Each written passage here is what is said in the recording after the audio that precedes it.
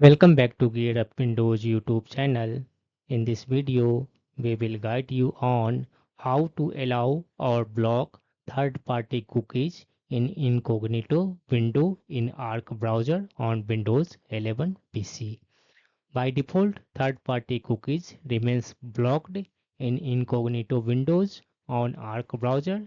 In case you want to allow or disallow cookies in incognito windows, first open your Arc browser, then click on this one Arc icon in the top left corner that says settings. Click on this one icon. After that, click on this one settings. Under Arc settings, under this one profiles section, click on this one default option. After that, click on this one advanced search settings. Click on this one arrow. Now select this one privacy and security in the left sidebar.